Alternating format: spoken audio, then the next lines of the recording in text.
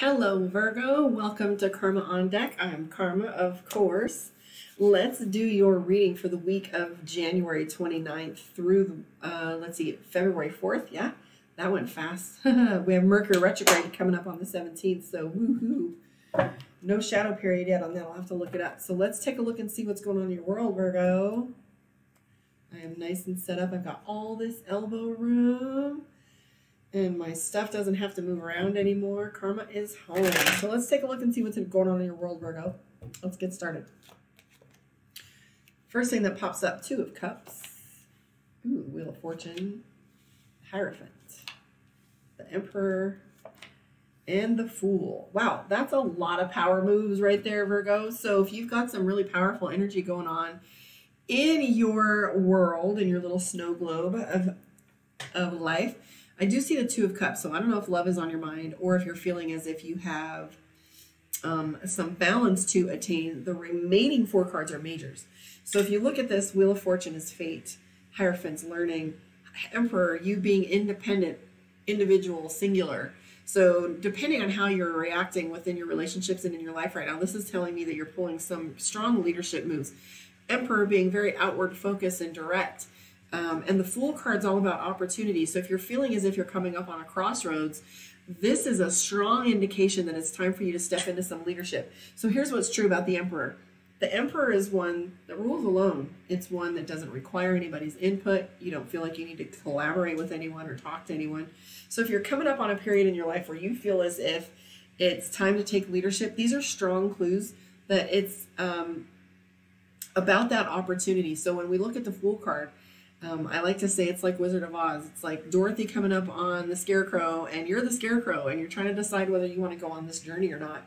And it's never about the decision itself. You'll hear me say that over and over again, but it's about the opportunity and decision making. It's about that moment of opportunity, that moment of potential. The Fool card, complete sum zero, right? King of Swords, Queen of Cups, Knight of Wands, Empress. So you're both inward and outward focused, which is balance. So those are two strong leadership qualities that we have here. So part of you is outward focused, which is leadership qualities, and then internal focus is protection.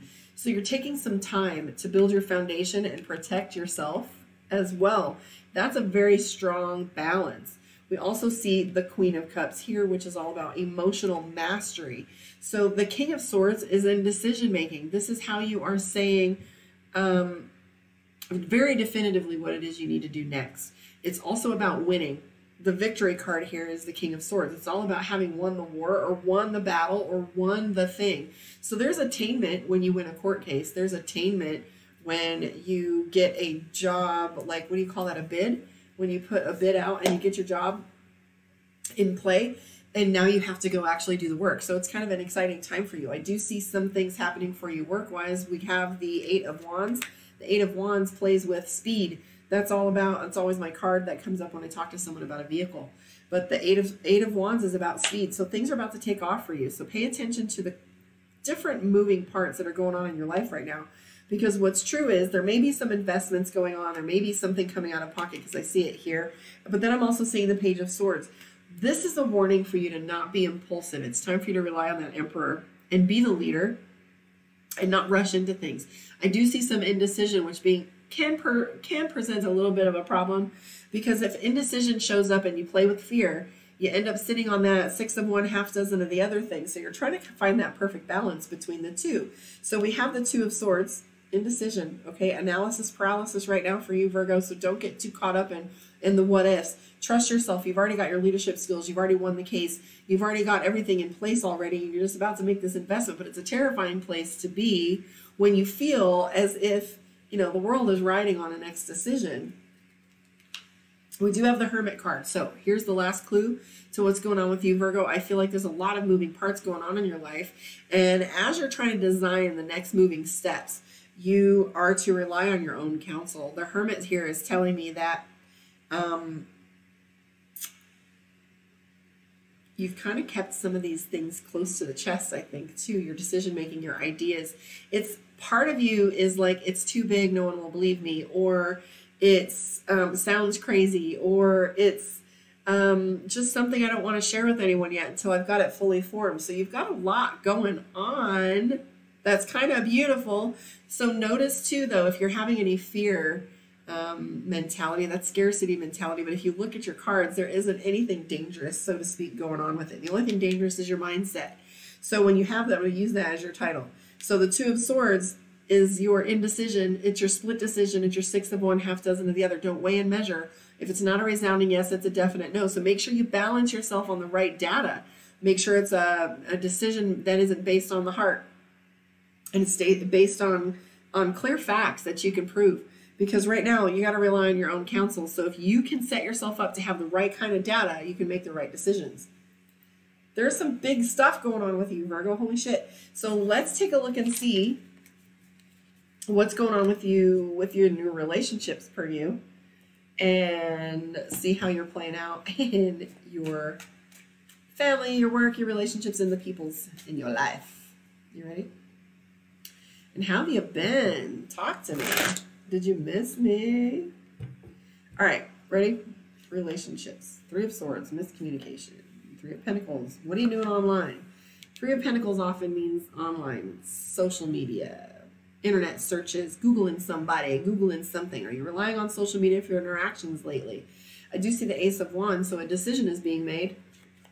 You also have the Fate card. You're right where you're supposed to be, but don't sit in regret. I feel like, Virgo, you have a tendency to sit a little bit with the what if within your relationships.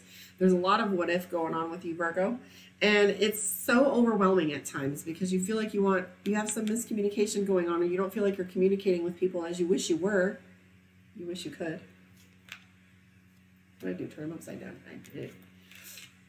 Ace of Swords again. So Ace of Wands, Ace of Swords, the Lover's card, the 4 of Pentacles. So as you're moving forward with your relationships, be cautious that you're not putting people up against a high standard that they're not able to keep or obtain. I'm seeing that my partner, Moxie, you'll hear her talk often about the moving goalpost. She'll talk about what it feels like to have somebody who you can never please, because as you meet the one goal that they have set for you, that they said was the thing, that they say, yeah, but, and she called it the moving goalpost, where it constantly felt like as she was trying to set goals with individuals that she could never get there and never make them happy. Right now, I kind of feel as if you have some narcissistic people in your life to where you're not paying attention, they're not paying attention to your needs, and I see some arguing going on, and somebody's picking fights. I do see the Lover's card, which is a power struggle for you. There's the Fool card. Let's see what cards show up that are in duplicity between the two, duplicate between the two decks. I turned into my mother. She used to say words wrong all the time. It used to drive me crazy.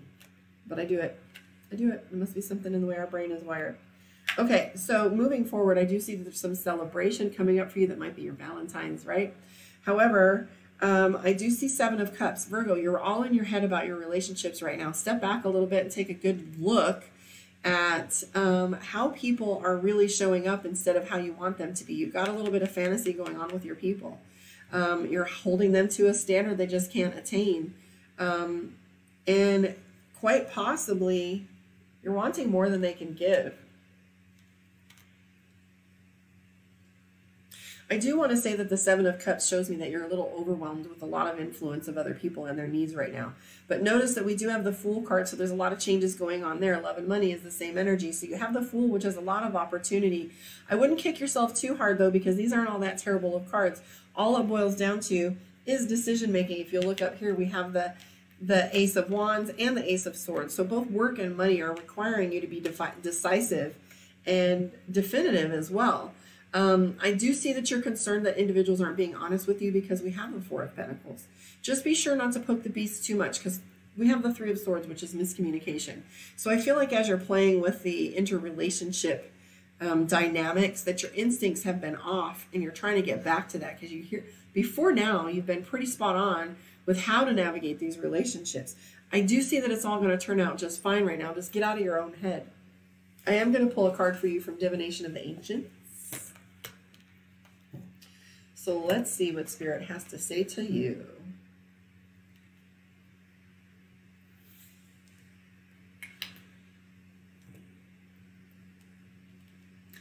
Where am I going to pull a card from for you?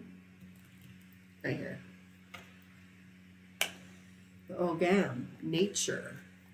What's going on with you, Virgo?